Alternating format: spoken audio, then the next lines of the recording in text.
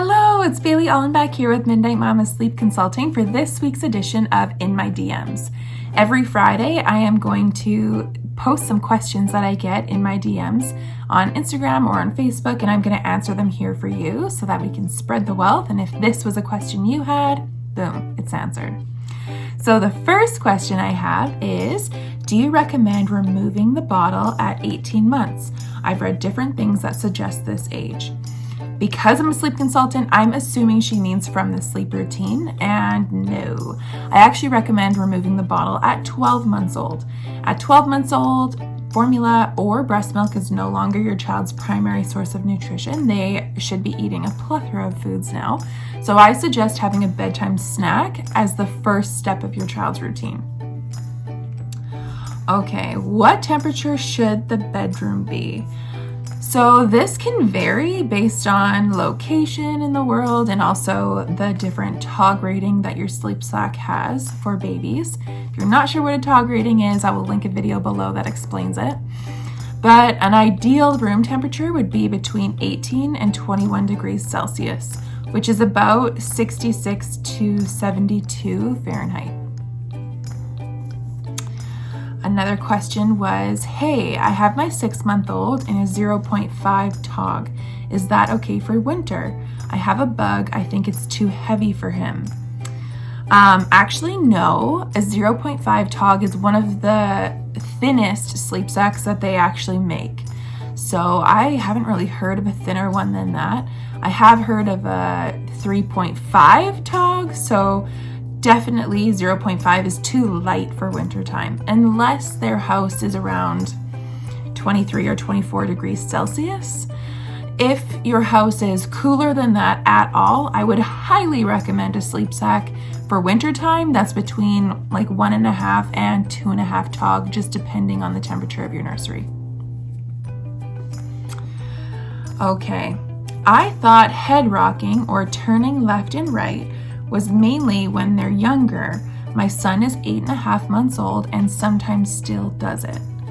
So what head rocking is in the crib or the bed is actually a self-soothing skill. So this isn't one that necessarily goes away, and it's not more common in infants than it is in toddlers. It's just one of those things that if your child does it to soothe themselves into sleep, they're likely still gonna do it because they like it. So my son is actually 3.5 and he's totally a head rocker. So you'll notice him in bed, he's rocking his head, and then eventually he'll fall asleep. So no, it's more of a myth that it happens in babies who are younger or just younger children in general. It can happen for anyone. So it's not a cause for concern, it's simply a self-soothing mechanism. Hey, can I ask, if my 14-month-old has the stomach flu and fell asleep on me at 4:20 p.m., do I do a full wake window before bed? No, you wouldn't. You would wake them up after about 30 minutes of a nap. That way you're not interfering with bedtime too much, and then see how much awake time they'll tolerate. They will probably go to sleep later than 7 since that is so close to bedtime, but you wouldn't have to do a full 4-hour wake window in between when they woke up and when they're going back to bed. Sickness, things get a little weird, and we kind of bend our rules a little bit. Can a 1-year-old experience night terrors? Yes, they totally can. Night terrors are brought on from being too warm and being overtired. So check the TOG rating on your child's sleep sack or check the temperature in your house. If it's warmer than 21 and their sleep sack is too heavy, then I would definitely get a lighter sleep sack or put the temperature lower in your house. And if your child is napping terribly throughout the day, or if they don't sleep well at night, then this is something that you might want to fix. So message me and we could possibly work together one-on-one to rectify this. But it is common for night terrors to be caused by overtiredness and from being too hot. Can you tell me your recommendation for awake time for an 11-month-old?